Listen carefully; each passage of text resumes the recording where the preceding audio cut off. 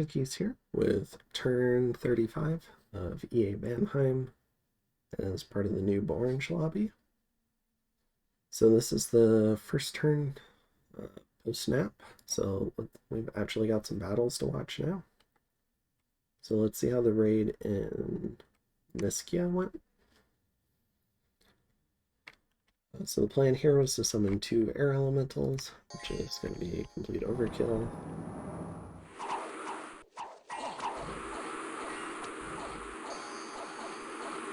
Okay. And then we found a magic site. So we got a Castle Arcanum here, which is ridiculous. So I'll have to show you that after the battles. And in Lake Vastness, we're taking on the Tritons. So we've got our Jarl Thug.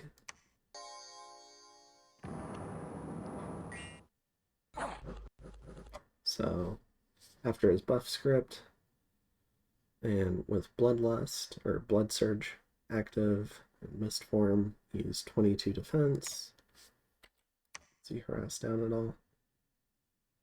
Yeah, with the underwater penalty, darkness, some other stuff. Still, and for harassment, still 22 defense. Has a little bit of protection. The Shambler Skin Hauberk is definitely worse than their base armor. But yeah, overall, pretty decent thing. The Vine Shield's stopping most of the harassment. So, took that.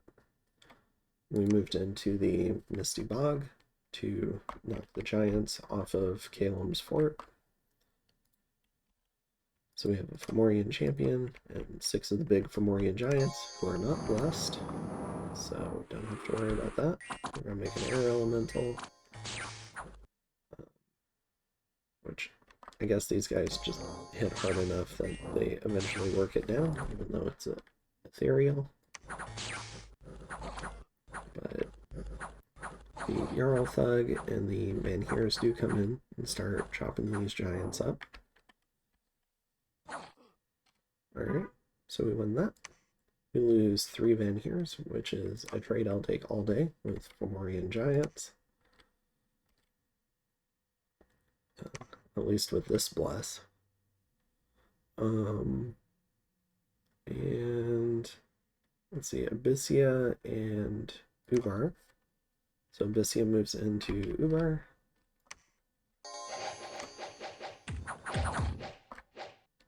And we have these guys who actually hit hard enough to kill burning ones in 1 hit, I believe.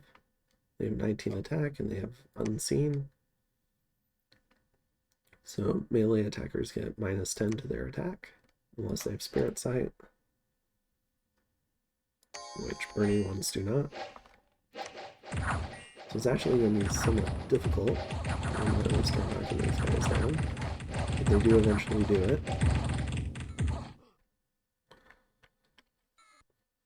So Abyssia takes that throne.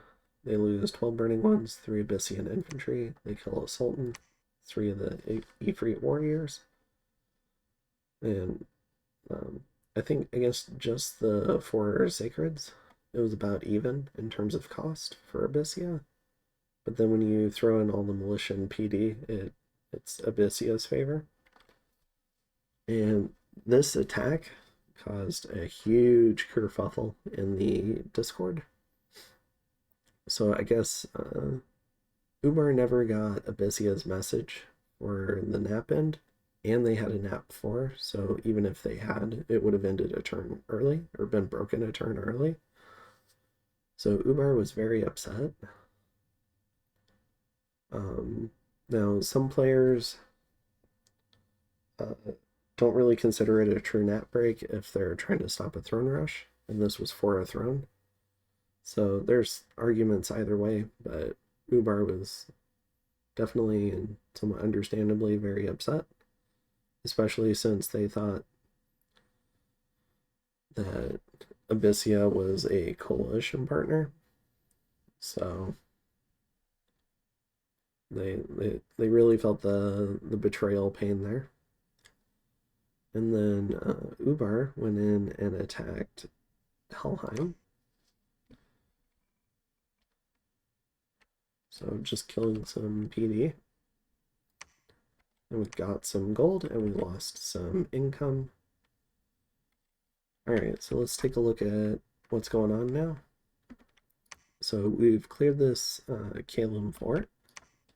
We're pulling back out of Miskia and moving in a couple of new Jarls with another band of Sacred, some Huskarls, and some Air Gems, just to see if Moria counterattacks. We are doing some more recruiting. This ridiculous fort that we just found is 750 wall integrity versus even our capital, which is 250. So this fort is better than our capital.